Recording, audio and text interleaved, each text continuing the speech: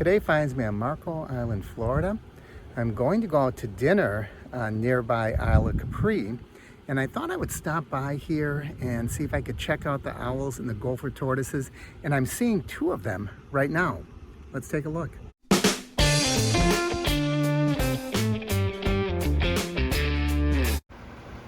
My lens is so fogged up from being in the air-conditioned car, but there is one of the gopher tortoises.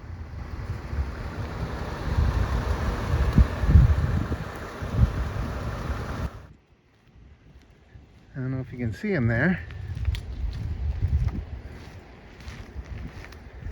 I really don't want to harass them or bother them. There he goes. I'm staying on the road. And he doesn't like me, so he's heading into the woods. And there's a big rabbit up there, top of the ridge. I often see tortoises right here. I don't see any today, but let's look at the sign. It says, "Do not disturb," because they are protected. So we have to be careful we are not disturbing them when we stay on the road. There is one of the holes, and look what's behind it.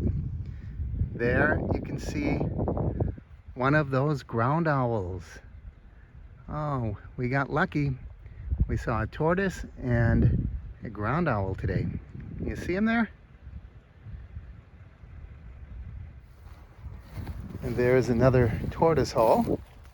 And here's a little sign that explains all about the gopher tortoises. They don't swim, they're protected, and it even talks about the burrowing owl.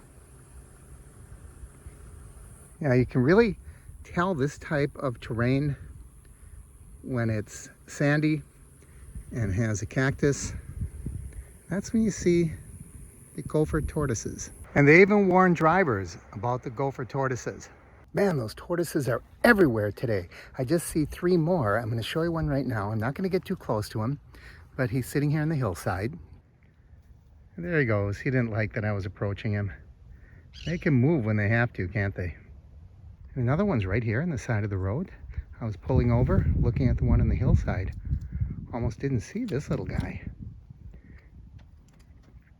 Again, I don't want to get too close, but there he is. I don't know why his shell is like that. Oh, that's sand. That's white sand on his shell. Very cute. I'm going to leave him be.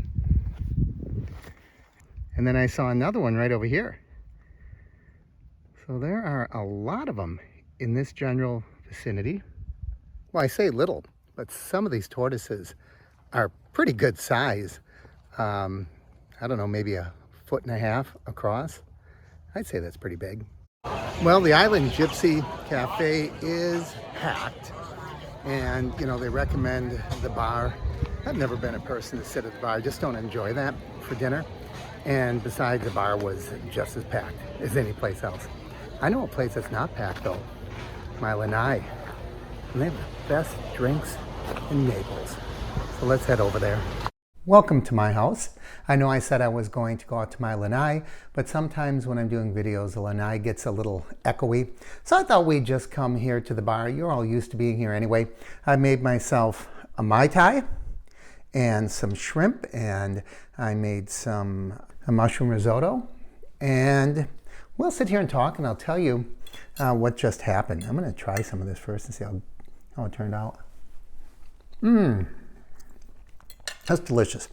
So I went to that restaurant. I'm sorry, I'm going to be eating during this. And that shrimp is nice and crispy. Oh, who made that Mai Tai? It's delicious. So I went up and I asked, you know, how long there would be a wait. And she said, well, we recommend that single diners go to the bar. And when I hear something like that, I feel like I was just chased away, like I was just kicked out of the place. I spent 10 years traveling for a living. Now I came down here to Florida, and I got a job where I can sleep in my own bed every night. But when I was traveling, nothing used to annoy me as much as them expecting a single diner to sit at the bar. Some people like being at the bar, and that's fine. But if you don't, you shouldn't be relegated to sitting at the bar. And I think it's kind of short-sighted on their part. She said to me, we recommend that you sit at the bar. And I said, well, I can see there's no places at the bar right now. And she said, well, feel free to look around. The people that are waiting to be seated probably took all the bar spots up, right? I didn't see too many people eating at the bar. So here's the thing. Here's why I think it's kind of short-sighted. Because I've only been to that place one time. It was a fine restaurant. This was my first time back. Last time I was there with my wife. So chances are, the reason I say chances are, I'm not getting all angry and upset and leaving in a huff. I understand they're busy. But chances are I won't go back there.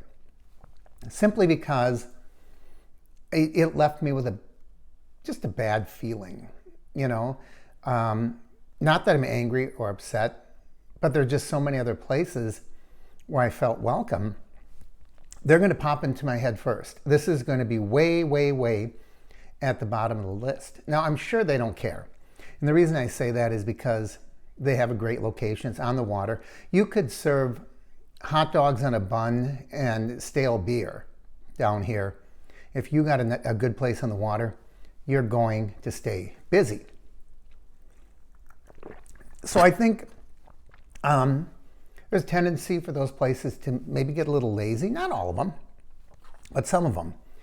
And as a result, it won't happen tomorrow. It won't happen, in a year. Maybe 5 years or 10 years. They'll start to see their business dwindle, and they won't know why. And, I live here.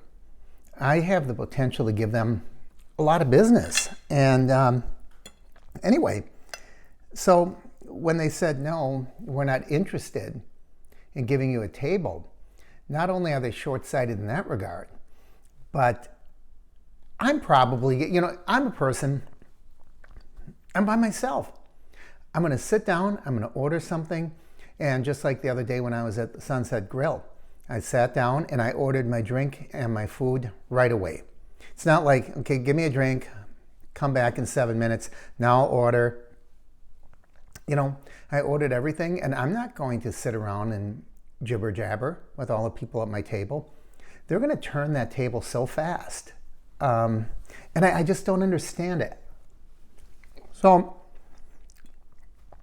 I know they think, well, if we have a table for two, we'll make more money with two people. Maybe they will. But maybe those people are on vacation. It's the only time they'll visit the place. Well, I tell you, I'm almost kind of glad this happened because I got to see the tortoises. I got to see the burrowing owl. I've got a great meal here. It's cheaper. And I'll tell you, this bartender really knows how to make a Mai Tai. So what do you think? You see, I spent 10 years. I remember there was a place in Seattle. And I remember the name, but I'm not going to say it because I don't want to give them any advertising. I went in there, and it was very early. It was like 5 o'clock, 5:30. And the place was maybe a quarter full. And I said, I'd like a table. And they said, well, we get really busy. So we're only seating single people at the bar to eat.